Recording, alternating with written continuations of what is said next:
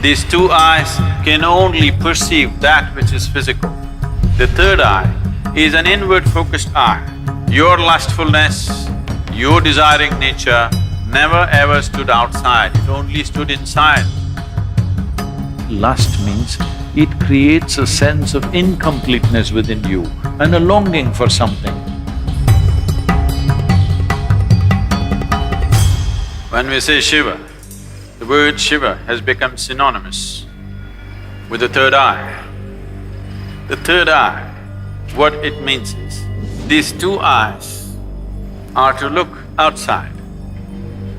These two eyes are capable of showing you the physicality of the existence. These two eyes can only perceive that which is physical. The third eye is an inward-focused eye. It's not going to open up upon your forehead.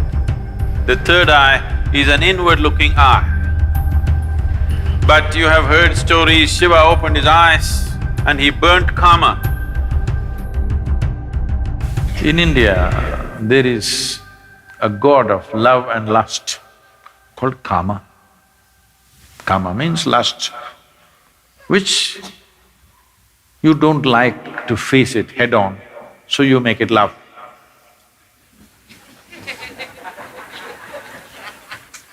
Because you need some aesthetic to it.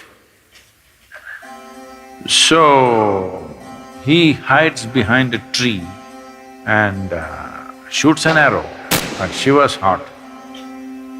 Tuck, it hits him and Shiva gets a little disturbed.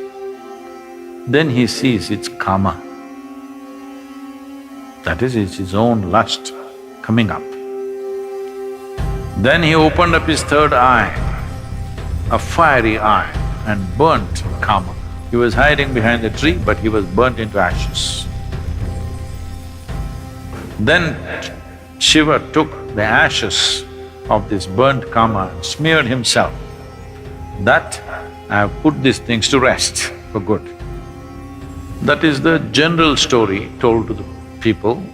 But you tell me, your lust arises within you or behind the tree? No, you may go behind the tree, that's another matter.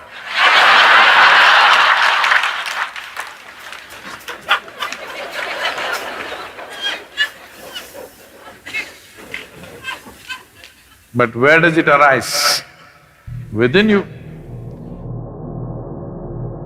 Desire is not hanging outside. It is not because a beautiful woman or a beautiful man is sitting there, your desire comes. Because the desire, the karma is within you.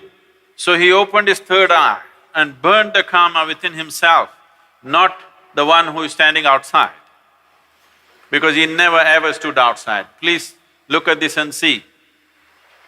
Your lustfulness, your desiring nature never ever stood outside, it only stood inside. So he opened his third eye, not this way, inward. Then he saw this lustfulness, which essentially means that some aspects are built into you which makes you feel incomplete. So you think you will find completion only by going towards something or somebody. Lust is not just about opposite sex, shopping is lust. Because you have to go towards something, only then life will be complete. Every desire is lust, because without that I cannot exist. I want that, because only when I have that, this will be complete. It may be a thing, it may be a position, it may be power, it may be sexuality, it doesn't matter what it is. Essentially, lust means it creates a sense of incompleteness within you and a longing for something that it makes you feel if you don't have that, you're not complete. So he decides to burn the karma within himself. He burned the karma and then instead of sweat, ash oozed out of the pores of his body. This is the yogic story. The common story told to the public is he was hiding behind the tree and he burnt him, opened his eyes and burnt him, and then he took that ash and smeared himself. The yogic dimension of the story is karma arose within him, he opened his third eye, burnt him, and then ash slowly oozed out of his body, clearly showing him everything is laid to rest. Everything that you know as yourself should die. When I say death, it's not the physical death which is a problem. The question is losing everything that you know as myself right now, your personality, your identity. Once you learn to be an individual beyond physiological and psychological formats, that means you're for good. This is what living death means. So if you know how to be an individual still, without physiological and psychological format, you are a living death. If you are a living death, you are eternal in your existence.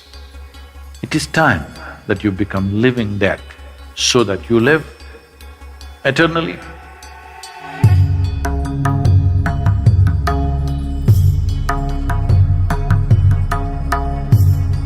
But there's a certain dimension of consciousness which can go beyond time.